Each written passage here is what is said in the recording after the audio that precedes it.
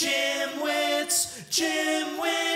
Welcome to Tales from the Gym, episode 1. I'm Ryan George. I'm Justin Guild, aka Chef Sonic. And we are the Gymwits. So if you ask any trainer, they'll basically tell you that they live at the gym.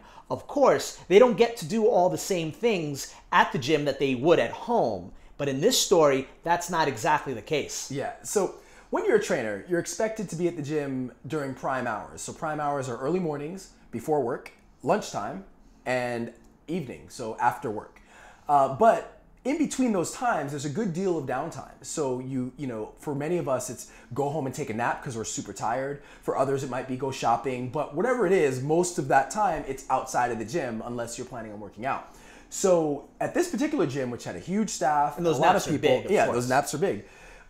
They decided to create a nap room. You know, ostensibly it was to help us out because when we're tired, we can just go up there and take a nap instead of, you know, getting on the train, going home. But the reality was, it's really to keep the bodies in the gym, keep people in the gym so that once, you know, they don't leave. So that, you know, the more we're there, the more sessions we're doing, the more we're exposed to clients. So, you know, while it was kind of a good thing or maybe meant to be good, it was really done because, you know, it might be good for business. Yeah. So in this case, they built out this room. It was they kind of had 2 bunk beds. So they had, you know, 1 bunk bed here and then 1 bunk bed here. And they would use it as a nap room. But it very quickly became a situation where people weren't taking naps there. And, you know, I heard about it. Everybody heard about it. There were all kinds of stories about people going in there. And then there were kind of rumors about who was hooking up with who and what was going on and where and everything.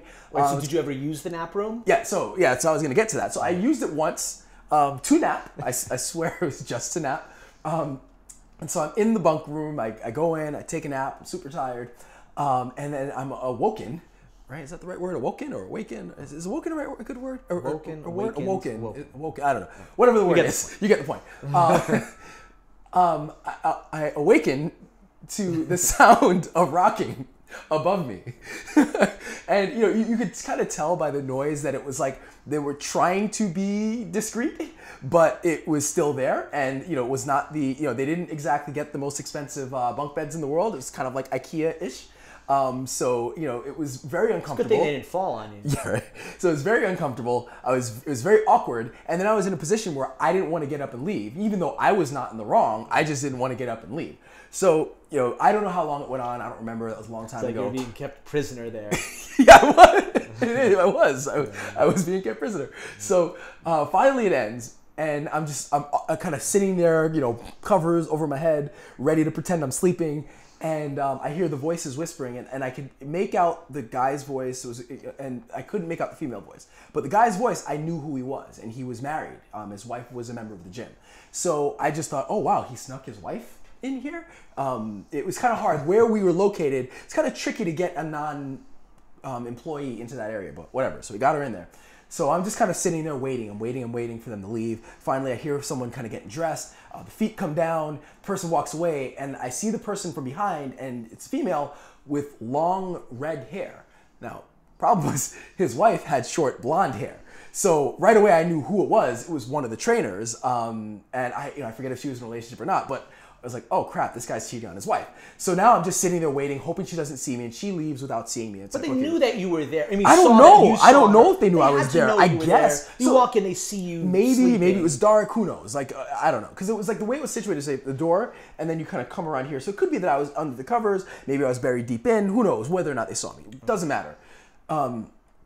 So anyway, I'm just sitting there, kind of waiting. Finally, the guy leaves, and he doesn't look back. So I'm like, okay, great. I'm in the clear. I'm hanging out. I'm waiting for like 5 minutes, like give it enough time for him to disappear.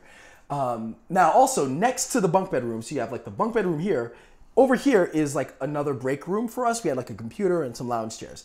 So I kind of get down, I put my feet down, I get up, and I walk out of the bunk bed room kind of hoping no one sees me, and then he walks right outside and sees me. We just kind of look at each other. It was just this look of like, this awkward, like knowing look. And I just turn and I just keep walking. And like we were never good friends. Not that I didn't like the guy. We just, you know, we were, our paths never really crossed.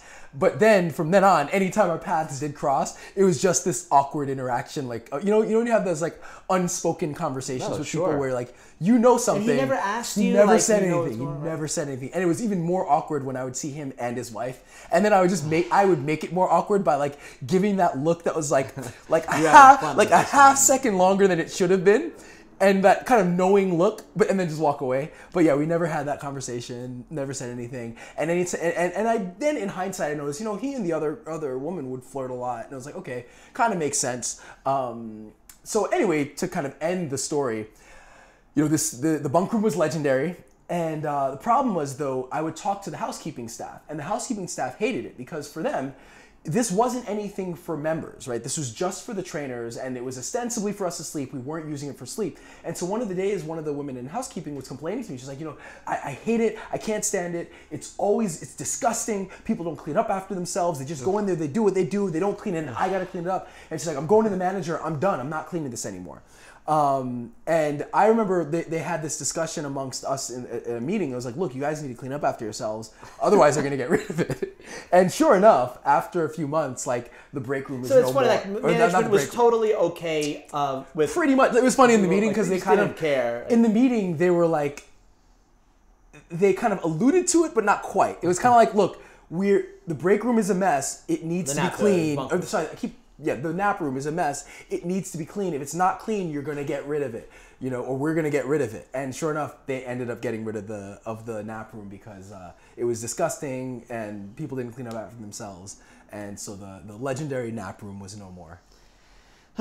So what's the moral of the story? I don't know. What's the moral of the story? That's your job. Okay. Yeah. My job is to tell the stories. You then analyze. So the moral of the story is if you give people beds, they're going to use them, especially young, attractive people. So there you go. Yeah, exactly. Yeah, they're not going to be used for naps, especially if it's but discreet and hidden away. Or the people that do use it for naps will be traumatized for life.